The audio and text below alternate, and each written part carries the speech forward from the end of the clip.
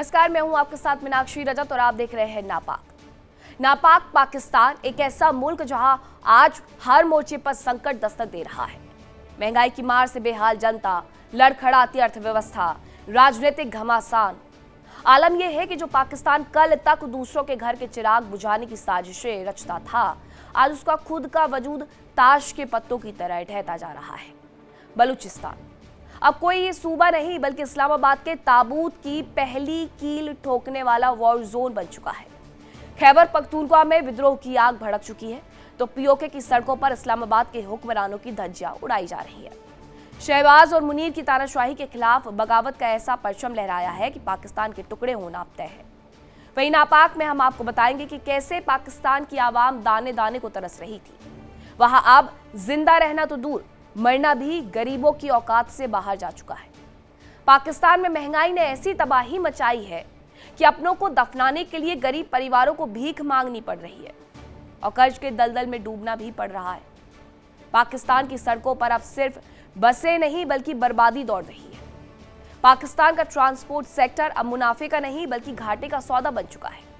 आखिर क्यों पाकिस्तान के पहिए थमने की कगार पर पहुंच गए हैं? आज नापाक में हम खोलेंगे पाकिस्तान के संकट की परत, बताएंगे आखिर क्यों एक के बाद एक मुश्किलें उसके सामने आ खड़ी हुई है।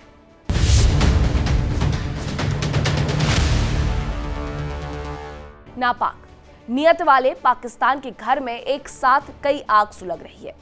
आलम यह है कि जो पाकिस्तान कल तक दूसरों के घर में चिराग बुझाने की साजिशें रचता था, आज उसका खुद का वजूद ताश के पत्तों की तरह ढहने की कगार पर है।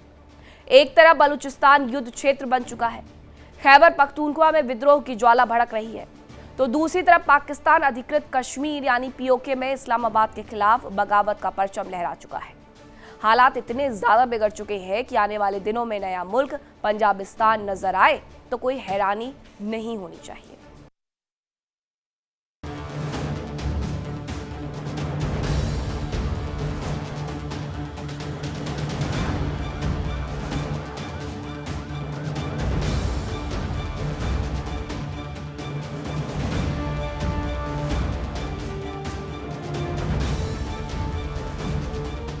राजनीतिक अराजकता, आर्थिक कंगाली, कट्टरपंथ का जहर और पीओके में सुलगती बगावत। आतंकी मुल्क पाकिस्तान इतिहास के सबसे भयावह दौर से गुजर रहा है। सुलगती सड़कें, गोलियों की गूंज और सड़कों पर बहता बेगुनाहों का खून।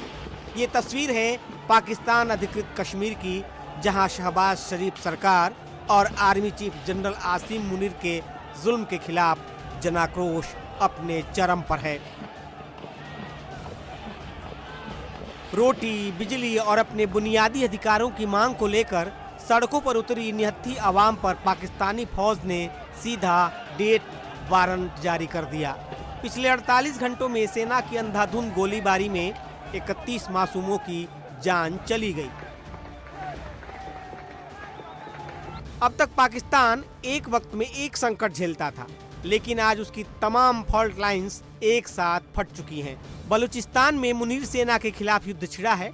पश्तून अपनी जमीन पर इस्लामाबाद का कब्जा मानने को तैयार नहीं है और अब सबसे बड़ा झटका लगा है पाकिस्तानी के उस झूठे एजेंडे को जिसे वो दशकों से अंतर्राष्ट्रीय मंचों पर बेचता आया था।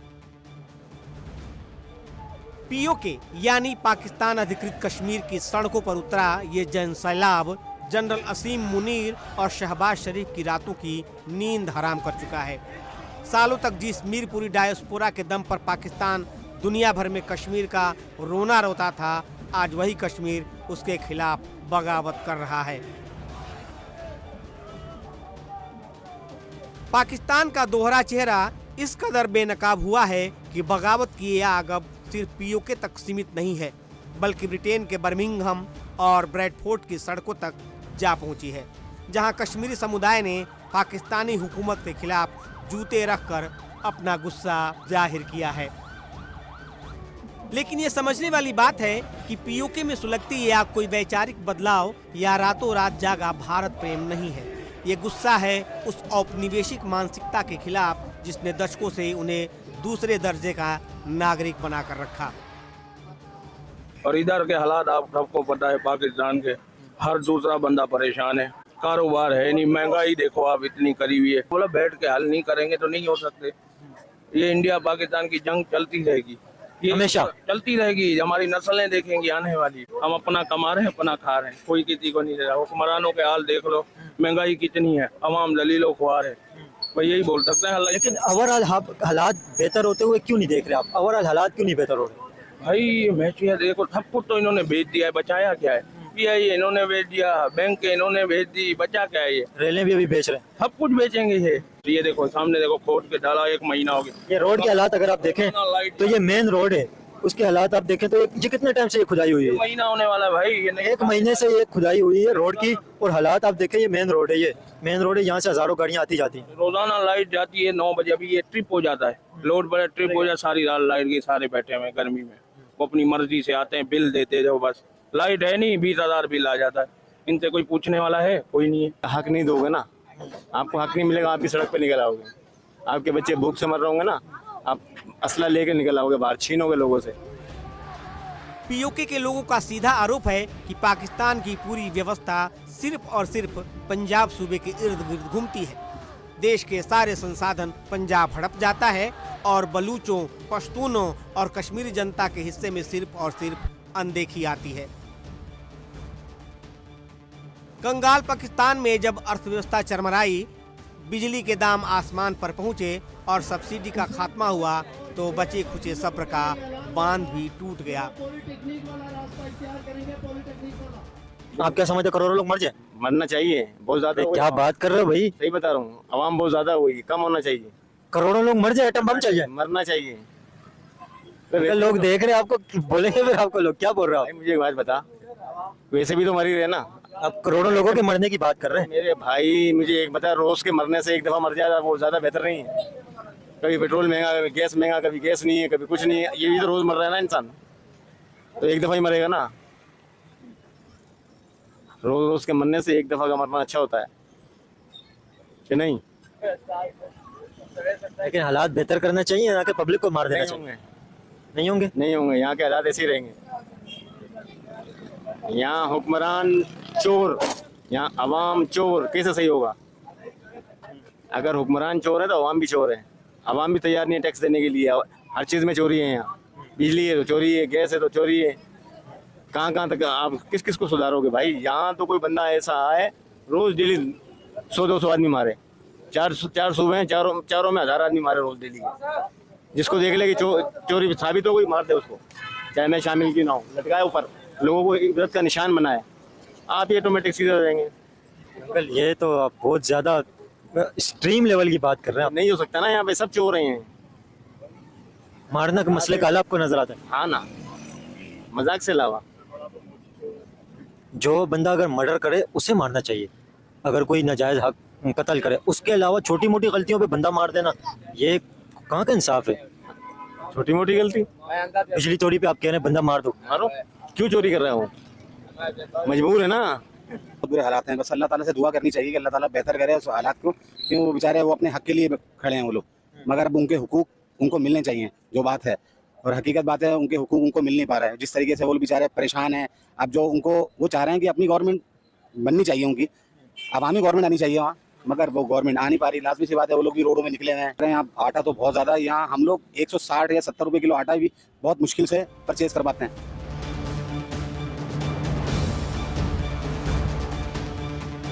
बलूच घुटने टेकने को तैयार नहीं है। पश्तून अपनी जंग खुद लड़ रहे हैं और पीओके अब इस्लामाबाद के जुल्म बर्दाश्त करने के मूड में नहीं है।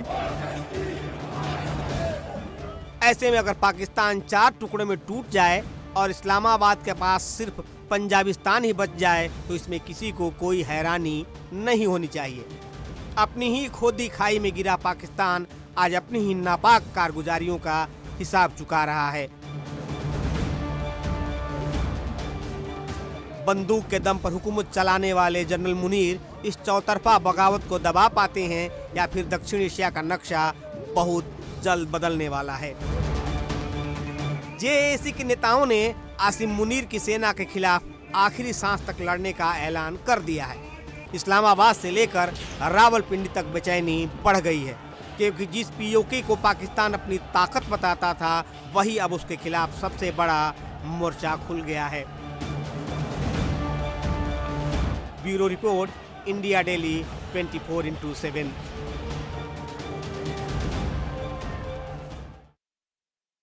और वक्त एक छोटे से ब्रेक का है, कहीं मत जाएगा, खबरों का सिलसिला लगातार जारी है।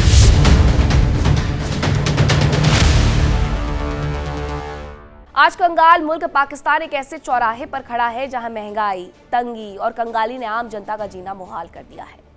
पड़ोसी देश में हालात इस कदर से बिगड़ चुके हैं कि पेट्रोल डीजल की आसमान छूती कीमतों से लेकर के 2 वक्त की रोटी के लिए लोग मोहताज हो रहे हैं। भारत के खिलाफ हमेशा साजिशें रचने और नापाक इरादे रखने वाले हुकूमत की गलत नीतियों का खामियाजा आज वहां की आवाम भुगत रही है।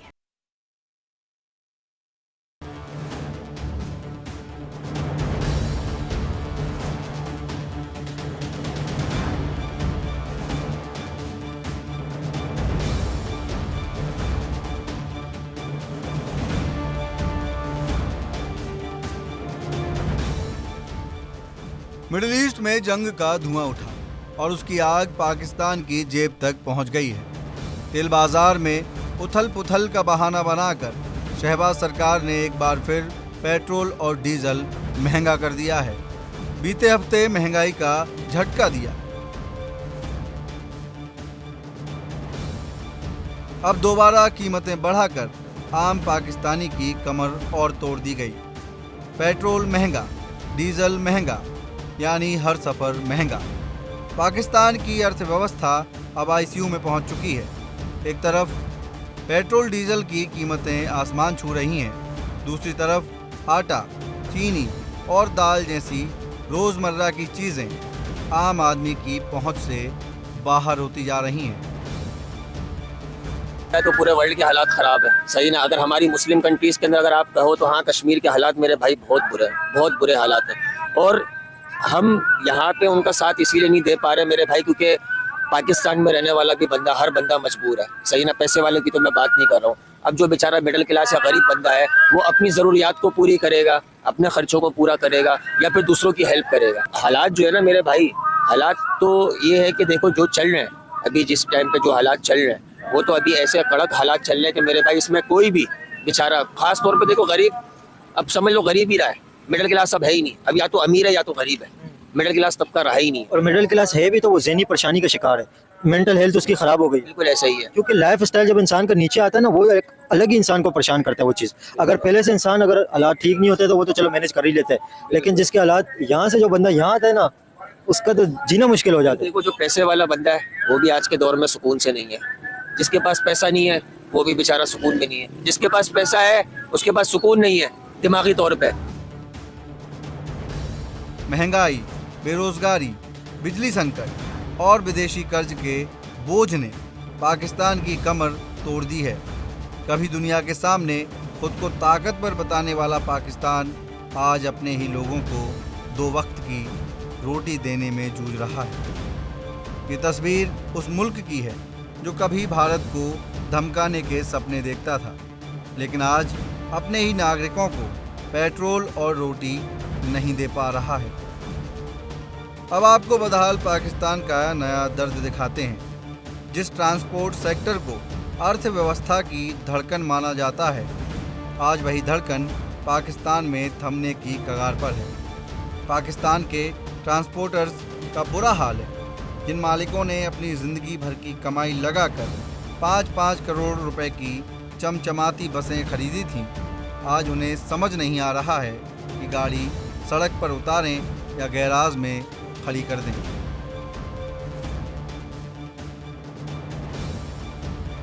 तो अभी ये डीजल और पेट्रोल तो रोजाना बढ़ रहे हैं ना, रोजाना इसकी कीमतें बढ़ रही हैं, तो अब किस तरह ये अफोर्ड कर पा रहे हैं? नहीं कर रहे हैं, गाड़ी नुकसान कर रही है, बंद कर दिए मालिकों ने गाड़ियाँ, नुकसान हो रहा है, रोज का 40,000 का नुकसान कर रही है। जो सरकार ने जो किराया बोला है वो भी किराया लोग नहीं दे रहे हैं। जी सर, सरकारी हिसाब से देना, वो किराया भी आपको नहीं मिल रहा है, वो किराया भी नहीं मिल रहा है। 12 गाड़ी। तो आपको क्या लगता है ट्रांसपोर्ट का भी क्या बनेगा? क्या बनेगा, कबाड़ा हो गया ट्रांसपोर्ट का, ट्रांसपोर्ट तबाह हो गई है, तबाह हो गई है, बिल्कुल तबाह हो गई है। जो डीजल महंगी हुई है तबाह हो गई है। ऐसे ही आप क्या कहना चाहेंगे, पेट्रोल डीजल की कीमतों ने कितना ज्यादा अफेक्ट किया और लोग कितने परेशान हैं? बहरहाल कुछ नहीं हो रहा है, किराया नहीं मिल रहा है, तो रोज बरोज डीजल बढ़ रहा है, कोई किराया नहीं मिल रहा है, क्या रेट रखे किराए का, वही हिसाब है। अभी तकरीबन रात को सो जा सुबह को डीजल बढ़ गया, रात को सो जा सुबह को डीजल बढ़ गया। तो ये तो रोजाना कभी काम हो गया, पहले एक हफ्ते के बाद झटका लगता था, अभी रोजाना सुबह उठोगे झटका लगेगा। अभी रात को, आज रात को भी पड़ा है, अगली रात को, ऐसे रोजाना है। अभी पता नहीं, अल्लाह को पता है क्या होगा, सारे क्या कर रहे हैं, अल्लाह उनको हिदायत देवे। गरीब लोग की रोटी एक खाने की। आप क्या कहना चाहेंगे, पेट्रोल डीजल की कीमतों ने कितना ज्यादा अफेक्ट किया? तो डीजल पेट्रोल बढ़ रहा है, कोई टाइम नहीं है, कोई टेबल नहीं है, बाकी लोग किराया नहीं दे रहे। जो गवर्नमेंट के हिसाब से किराया हमारा बनता है वो लोग किराया नहीं दे रहे। अगर वो जो गवर्नमेंट का किराया वो लोग देंगे तो हमारा काम चलेगा। तो नापाक में आज के लिए इतना ही। कल फिर होगी मुलाकात कुछ नई खबरों के साथ। लानू के एक छोटे से ब्रेक के लिए कहीं मत जाएगा, खबरों का सिलसिला लगातार जारी है।